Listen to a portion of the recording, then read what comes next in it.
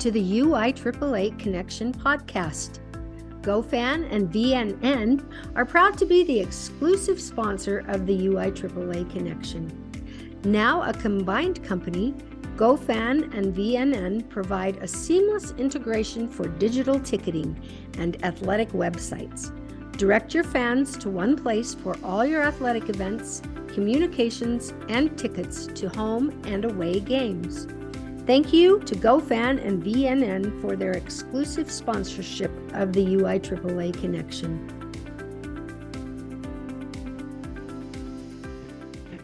Welcome back to another edition of the UIAAA Connection. I'm your host, Mark Hutch Hunter. Today we have as our special guest, Toby Ryan, the Director of Athletics at Timpanogos High School in Utah. Welcome to the podcast, Toby. Hey, it's good to be here. Let's have you begin by sharing with our international audience where you grew up, where you went to college, your first job, those types of things. Okay, well, you just made it more nerve-wracking when you said international audience, but here we go. It's like a big deal over there.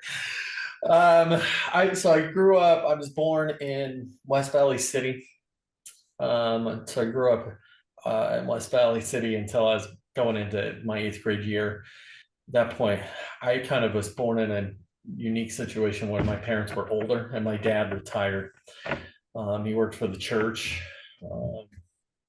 and retired from the church, and then moved down to, decided we wanted to get out of the city, and we moved down to a little town called Sterling, which is about 5 miles south of Manti. Most people don't even know what Sterling is, because if you blink, it's gone. And I am well aware where that is. There you go. You're one of the few.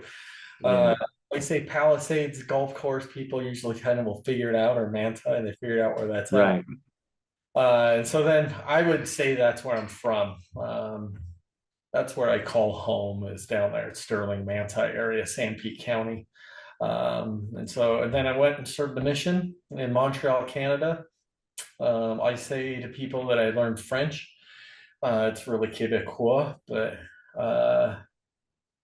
yeah, and then came home, got married, went to Snow College for a semester,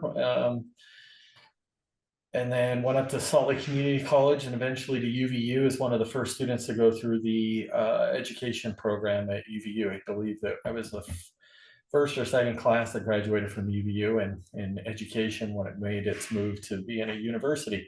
My degree actually has UVSC on it still, even though it could be UVU, because it's that I'm going through. So took a job down in Arizona and I was coaching and teaching down in Arizona at a charter school down there, and then came back up to Utah. When did you move back to Utah? We moved back in 2010. Moved back up here. I was Mr. Mom for a little bit. My wife is an accountant. That's why we came back up, was for her job. I got my daughter back into school, and then got back into education, and there you go. Let me ask you this. So you're a graduate of Manti High School then? Yep. Templar. Okay, perfect. And where in Arizona was this charter school? Did you coach there or just teach? It was in Chandler. Okay. Suburb of Phoenix. And I coached there as athletic director there, ran the athletic parts of it. Coached pretty much everything that we offered at that school: football, basketball, both boys and girls. That was a challenge, because then you'd have one practice in the morning and then the other practice in the afternoon, and if you had a game for one, then the other one went in the morning. And so it was a busy time. Then also got involved with the Channing Frye AAU team while I was down there as well, and we coached that one for a lot. So basketball season was crazy during that time. Yeah, I'll bet. I would kiss my son. My little boy was 5 years old, 6 years old at the time. I'd say goodbye to him on Sunday and say, see you next week. Because it was just one thing after another as we were down there. But coached softball. Coached a lot of things while we were down there.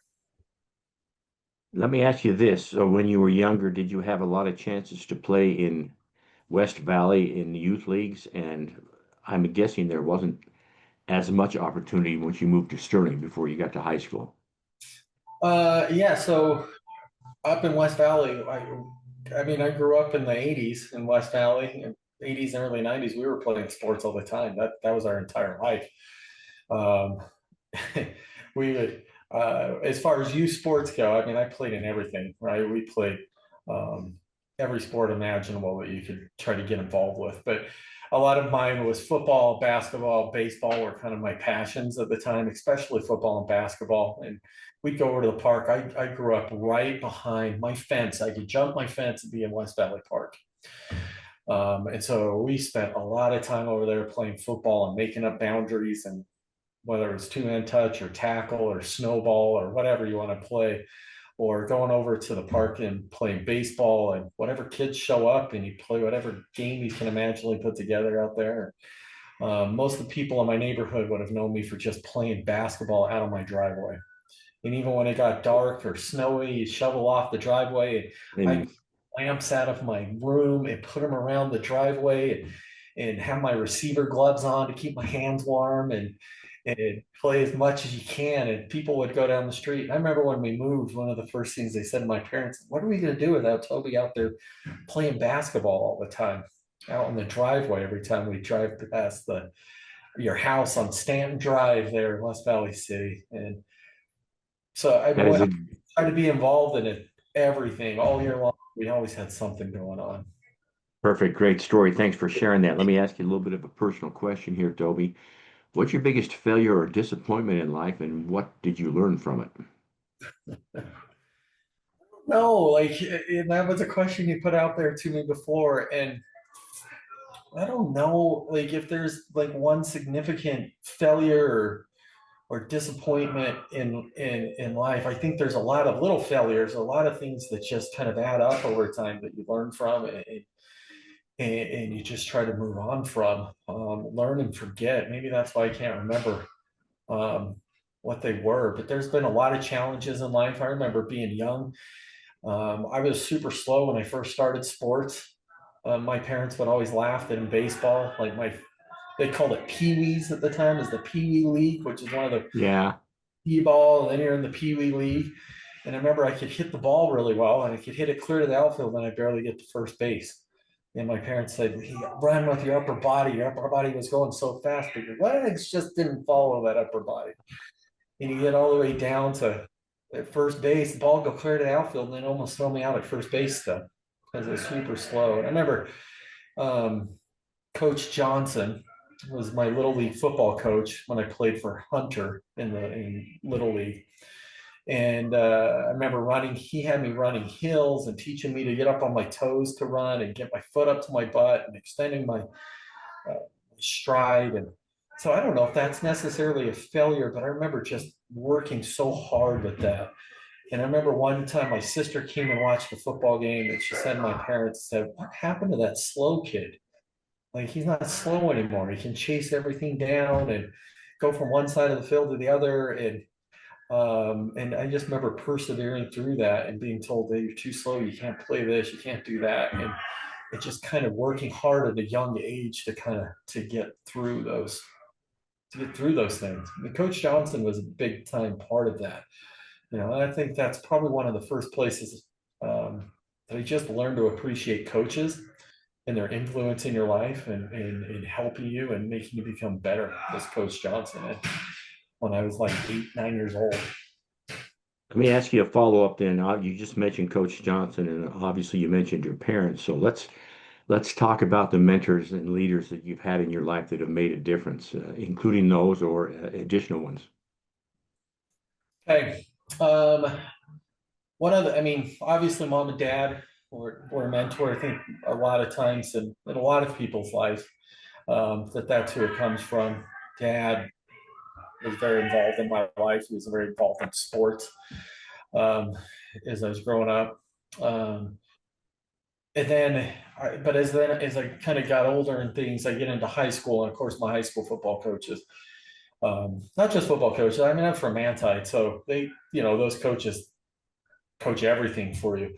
But as I think about my mentors, one of my biggest mentors early on in my life was a guy that most people at UIAAA would recognize his name because he's now one of the assistant up there. His name's Brennan Jackson. And Mm-hmm. Brennan is my football coach at Manti. And I remember going into my senior year and I had some concussion issues, and we didn't have a lot of facts and background on concussions and things. And Coach Jackson, my senior year, I wasn't going to play, and he said, "You know what? You're not getting away from this program." And he made me start. He got me into coaching at that point. And so I learned a lot from Coach Jackson. I learned a lot from Cole Meekum. I learned a lot from Jack Rapier, all from Manti, all legends. Um, to me, and in the sporting world of the state of Utah, I can't think of anybody better than Coach Jackson, Meekum, and Rapier to be able to learn from as far as the coaching side.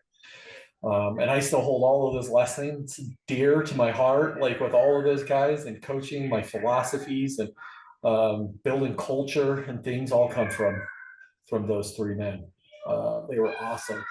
And then getting out of that and getting into coaching, Shemaine Wallazine or into teaching was awesome. Down in Arizona, I had a guy named Hal Shaver that really mentored me. He was in his 60s at the time, but he's a legendary coach in the Kansas City area. I coached a lot down there, especially basketball. And then here at Timpanogos High School, I learned a lot from Frank Bramall, especially with my new role. Frank Bramall's been around the game for a long, long time. And he kind of took me under his wing and kind of taught me a lot of the stuff that I'm doing now in the administrative role. I think those would be my biggest mentors that I had. Perfect. Thank you for sharing that. Let's talk now about how you, well, you mentioned just a moment ago, Frank, and how he helped you in your current position. How long have you been the AD at Timpanogos? And this was your second, because apparently you were an AD in Chandler. Did you serve as an assistant to Frank for all those years? Of course, Frank's, synonymous with Timpanogos. So talk about how that all came about and how you're now, because obviously Frank's retired. Yeah, it's funny. You think of Frank synonymous with Timpanogos. I think of Frank as synonymous with Millard High School as well, because Oh, okay. one of the funny connections we made early on is that I played against Frank when he was down at Millard. So our paths crossed back when I was clearing the high school, and he was coaching down there. And he likes to remind me and remind Brennan that he never lost to us. In fact, he beat us at a playoff game when I was helping coach after I graduated down at Manti. That kind of got away from us, but he likes to remind both Brandon and I he never lost to us. But yeah, then I got over here and I started coaching. And it's one of those things, if you just told me 12 years ago that I would have been the head lacrosse coach of a high school, I'd have been like, lacrosse, I don't even know what you're talking about, lacrosse, like the Buick, the car, because I never heard of the game. And I got my son involved in lacrosse. We put him a lot of spring sports. Soccer just wasn't his thing. Baseball wasn't his thing. He has a lazy eye in his left eye, so trying to track the pitches that's coming in, that wasn't going to be his thing. And so I'm looking for a sport because he had football, he had basketball. I'm like, okay, what else can I get him into? Because for me growing up, like being involved in a different sport every season was a big part of my life. And Orem City was offering this game called lacrosse. And I was like, I look into it and I'm like, man, that looks awesome. What a great game. And so I put him into it. He's third grade. And the city called me up and they're like, you know what? We need a coach. And I go, I don't know anything about lacrosse. And they said, well, have you coached before? And I was like, well, that's a dirty question because I coached pretty much everything else, football, basketball, cross country, softball, baseball. I mean, I've been involved in so many different things. And I said, sure, I've coached a lot of these different sports. And they said, well, that's more than pretty much every parent we have on this list. Will you do it? Thank goodness for YouTube. Got me through the first season, learning all these little things on little league stuff. And then he gets involved in club. And so I start coaching, like getting involved in the club circuit with lacrosse and going to all the BYU and UVU camps. I think that the coaches over there thought I was just a crazy dad. I'm out there on the field, like taking notes. How do you coach this and different drills? And became where I really got into the lacrosse game. And in 2020, when they sanctioned lacrosse into the high schools, I became the head coach of Timpanogos lacrosse. And at that point, that's when I really started to develop a relationship with Frank. And I made one silly comment. I said, man, athletic director, that sounds like a great job. And Frank jumped all over that. And all of a sudden, next thing you know, is that I'm now his assistant and he's kind of training me in the ways of being the athletic director. And so for about 4 years, anytime Frank needed me to do something, he'd call me up and I'm supervising football games and basketball games and going to all these events and just taking care of stuff with Frank and helping him out. And then when he decides he wants to retire, he immediately, of course, was like, hey, you want to be the guy? And so he starts pushing me and those things. And that's how it kind of came into being, that now I'm in this position, is just kind of opening my mouth one time to Frank and he's like, gotcha. And so he starts training me to do it, and here we go. But what a better guy to learn from than Frank Bramall. You know, like I mentioned those other three guys, Brandon Jackson, Cole Meekum, Jack Rapier, and they're all legends, right? I mean, Brandon Jackson now at the state, Cole Meekum was the head coach at Manti High School and he was, I coached with him, and he was my defensive coordinator and Coach Rapier with football and being my track coach and one of the legends there in track for in the entire state of Utah. Like, and then to be able to learn from Frank Bramall, and that third guy that I say is a legend. And I always say that I've told people this a lot of times. You never want to be the guy that replaces the legend. You want to be the guy that replaces me. So whoever's looking forward to replacing me at Timpanogos at some point, because Frank is a legend. Like he's awesome. In fact, I just saw Frank this morning. He came in and he's great. What a better guy to learn from than Frank Bramall to be able to do this job. Thank you for sharing that. Let's talk now. In the short time that you have become the official AD, and of course, in the times you've been an assistant, how has the job of athletic administration changed just in the short time you've been involved?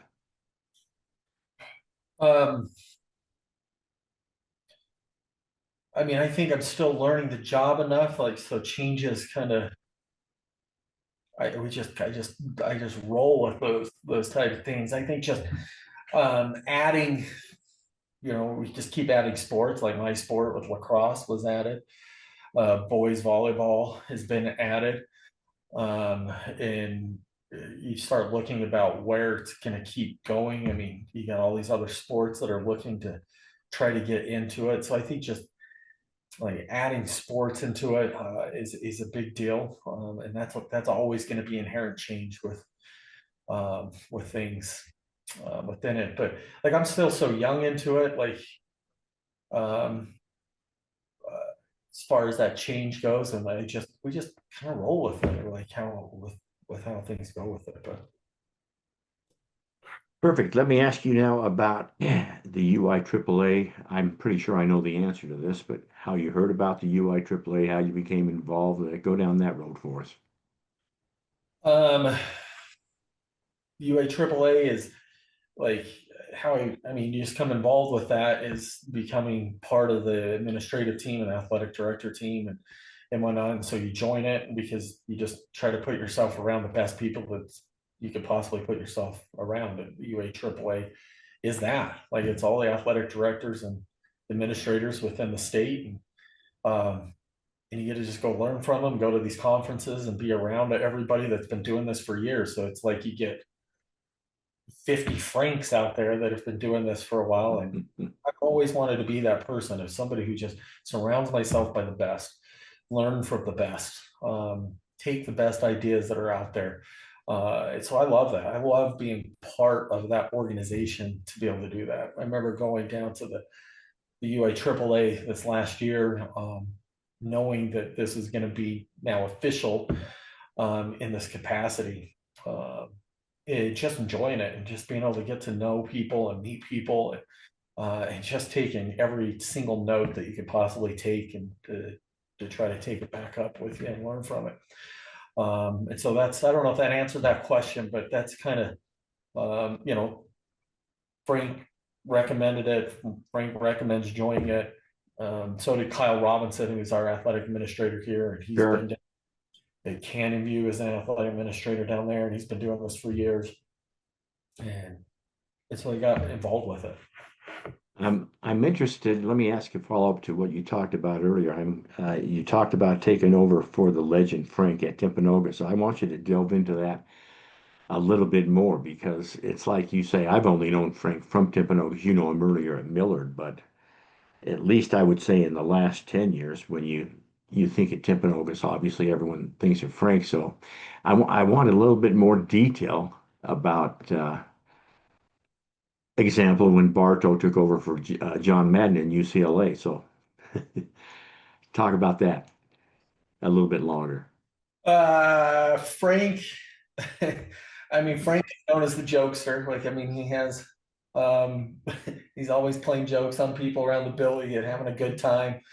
And so, you know, like when I left this office, I had the little sound maker that we had to first find because he had hid it somewhere in this office for me to figure out where it's at. But you know, Frank always keeps you on your toes, and because of that, I mean, he's just out there. He's loud. He's boisterous. Um, he's just in the community, and everybody knows who he is. And so, like being able to have that with Frank, of years of experience. I mean, been doing this for as long as I can remember. I mean, he coaching out at Millard and things, and he's got just this wealth of experience there. And so um, he and being coaching in multiple sports and whatever. And so I just can't even say enough about being able to learn from him and being able to just kind of walk the halls with him and just pick his brain. Like I still call him. I still call him all the time. Like I said, he was here this morning touching base. He called me was it Monday afternoon as well. He got back from a trip. Um, Allows me to kind of pick his brain with it. Just questions that I have. I mean, it's just simple things like, hey, I'm an arbiter. Do I put in like swim events, like that kind of thing? Or how do you answer this question? But he's done it all. Like there's nothing that he hasn't seen. Like, hey, I got a situation with a parent. Like, how would you handle this? Like, how would you handle this with this coach? Type thing. But he's built such a foundation here at Timpanogos High School. It's something that I don't have to come in and just completely revamp. I just kind of put my stamp on things because he's already laid that great foundation at Timpanogos High School, that we can just kind of continue on and then have my own personality quirks that kind of go in with it as well. Excellent. Toby, let me ask you, share with our audience one common myth about being an athletic director you'd like to debunk to the general public. I think it's that our whole job is just going to these athletic events.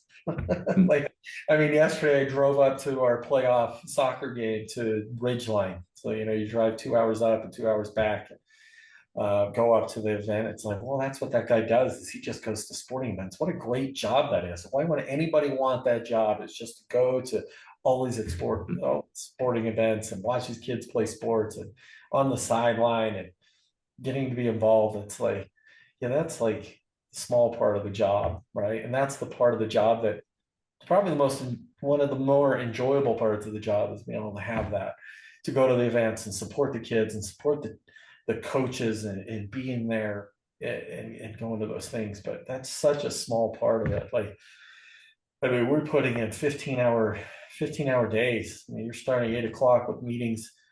I have an athletic team that we meet every A day at 8 o'clock in the morning and try to go through what's coming up that week and try to organize things, try to take on issues, try to figure out ways that we're going to build culture and be more proactive in the way that we handle things here.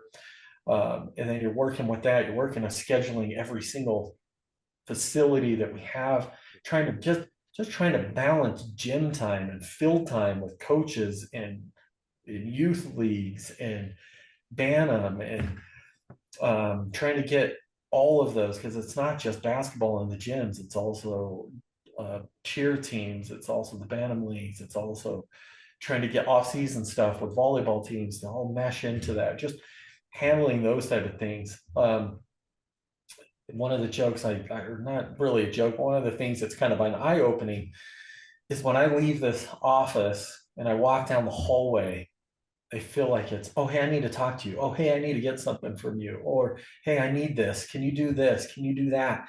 And it's just, holy cow, I was just going down to talk to a calendaring for just a minute with Jess down in the front office and make sure we get everything on. And all of a sudden now I'm walking back with 10 different things that I need to take care of and handle in that moment. So people are always, what is it that you actually do? And it's like, not my job. I feel like there's always something else. You don't know what you're going to walk into every single day. You walk into the building. It's like, okay, what's today's thing that I'm going to have to take care of and deal with, you know? So the sporting events, while that's part of the job, like that's such a minor part of the job. There's just so much that goes into it. One of the ways I explain an athletic administrator, an athletic director, when they ask, what is it that you do? And I say, well, you have a day that's the academic side of things. And that's from 8 o'clock until 2:30. And while that's still part of my job and it's still trying to figure out the best procedures and ways that we can communicate to our coaches to help them get to class on time, help them keep their grades and academic eligibility, but not just maintaining eligibility, but being the best that we can in a classroom. So while that's still part of the job, there's a second part of the school day, and that ends at 2:30. And now all of that goes all the way through about 10 o'clock at night. And so we got to manage all of those events and all of those athletes. So we're talking 500 to 700 athletes that you're managing. Then you're talking 200 coaches when you get all the assistant coaches on those events. Plus, what? You're talking 600 student athletes. You're talking at least 1,200 parents that you're managing in those situations as well. And so managing all that and meetings and everything else that goes on, it's a lot. It's a lot in the school day that you're just preparing and meeting and trying to set expectations and building a culture and communicating with coaches and managing referees and making sure that they're going to be there and making sure that all the gym space and field space is organized. And then you get to go to an event at the end and you get to go watch an event and they think you're just watching it. But man, if you've ever been to a football game, watch your athletic director. Just watch those guys down there. I mean, we watch very little of the football game because it's one place to another place to another place. And people on the radio asking you questions. Hey, I need this. Hey, can you come over here? Can you do this? And it's just constant. I had an assistant principal the other day said, you know, sometimes I look at your job and it's like, I'd like to do that. And then we come to a football event and I'm like, yeah, maybe not. Maybe that's not. Because it is busy. It is just constant and you never know what the next issue is. And you got to be flexible. You got to be on your toes and you got to manage thousands of personalities. That's all more yeah. Culture that you're trying to establish. That is so well said. I can't thank you enough for sharing that insight because I think, as you have stated, the general public doesn't understand. They just think you show up.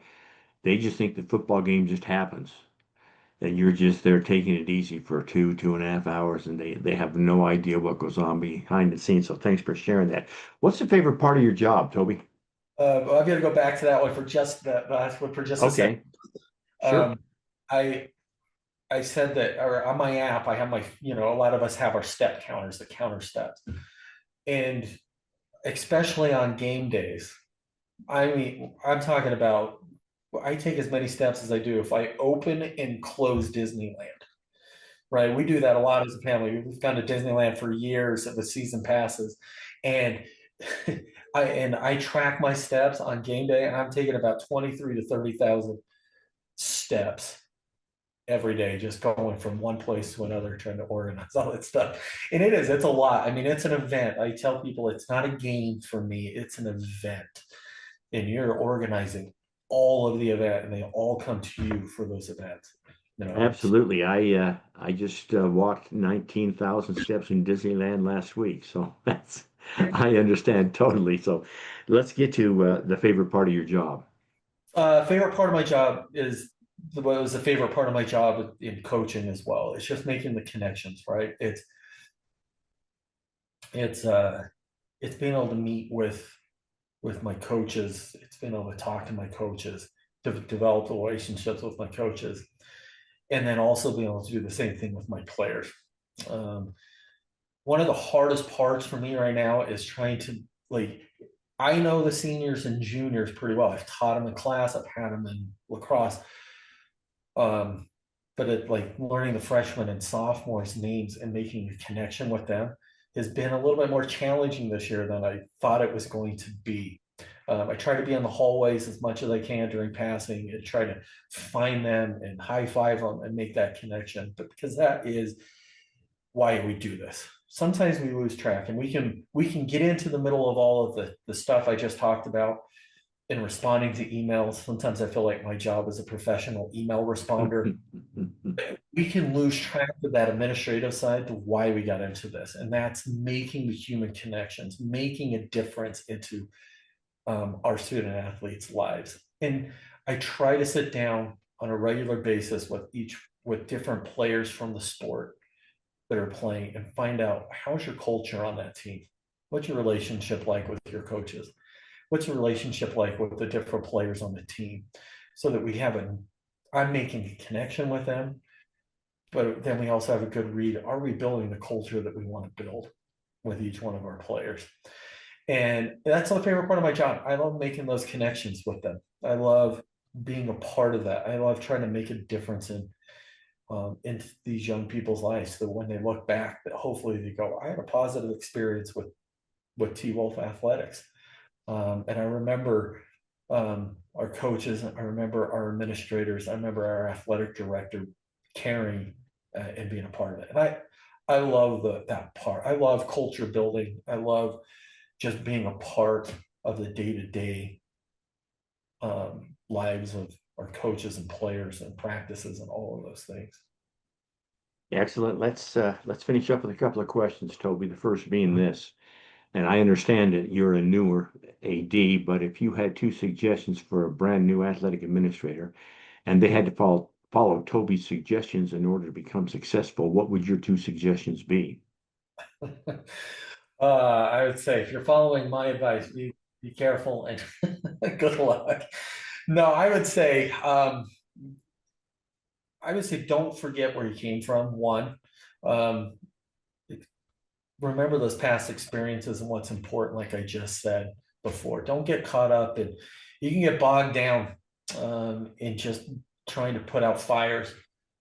But remember the joy that you had where it came from before, and get back into it. Lean into it on those tough days would be one thing. Like, lean into those relationships and making a difference would be one. Two, I would say make sure you have a clear vision as you're coming into it. One of the things I did over the summer was create a handbook that expressed our clear vision of what we wanted from Timpanogos athletics. And then be able to hold our coaches meeting to put that out there. What our clear vision is that we want to accomplish. I would also say build those relationships really, really quickly with your coaches. I've tried to have every one of my coaches come in and meet with them. And that includes, by the way, legends. Kim Nelson, who is an absolute legend in the baseball community here. Right. I can learn a lot more from him than he'll ever learn from me, but I still bring him in because I want to build that relationship with him. And so we bring him in and I talk to him on a regular basis because I want to learn from him. I want to have a great relationship with Kim Nelson, even though he's been doing this for forever. Right? I mean, I was a little kid, started doing these things. But have that relationship, meet with your coaches, with your admin team, get on the same page with them. The better relationships we have with our admin team. I am lucky at Timpanogos High School. I love Theron Murphy. You want to talk about a mentor? Theron Murphy, our principal here, is a mentor about building relationships. But the other part of it, don't try to do it by yourself. This is a big job. It's a huge job. I'm lucky enough that we've been able to put together a great admin team. Now, Frank has been doing this forever. He's a legend. He can handle any situation. And a lot of times for him, he's like, I don't want to be in a meeting. I don't want to do that. So he he handled everything. I never want to feel like I'm by myself. So I have a great admin team. I have Theron, the principal, who I can just go bounce ideas off, and I count him as part of that admin team. But the guys I meet with regularly, um, Kyle Robinson, he's got a lot of experience in this. He's our athletic administrator. Eric Schultz is my assistant athletic director. We've brought in Natalie Maddox, who is kind of the administrative assistant, and then also our athletic trainer and Erica Woodward. And the four of us, the five of us, we meet regularly. So I never feel like any decision is just on me. I feel like I have a really good team that I can lean into to get advice from as we kind of move forward with decisions. And then again, just always touch a base with those coaches so that you bounce. Look, we're thinking about doing something. We're thinking about doing this. Like, what is your thoughts on that? Give me some of your input. That way, it's never just unilateral. I'm just going to go out and do these things. And then when problems come up, like, you got this team to really lean into, and I don't feel like it's ever just on me when it's going forward. So those are kind of the things for me that I would always suggest to anybody. Great suggestions. Thanks for sharing that. Let's finish with this question, Toby. What question should I have asked you that I failed to ask? I don't know. I think you were pretty thorough. I think it was pretty good. I think it was awesome. All right. On that note, that wraps up this edition of the UIAAA Connection. Again, our special guest today has been Toby Ryan, the Director of Athletics at Timpanogos High School in Utah County. Toby, can't thank you enough for being on the podcast. Thank you. Thank you for asking me anytime. And say hello to Kyle, because he was on the podcast just a little while ago. And I told for him our listeners, that I've done that, and I've never gone back and listened to it because I don't want to hear myself talk. there you go. For our listeners, we hope you tune in again next week for another edition of the UIAAA Connection.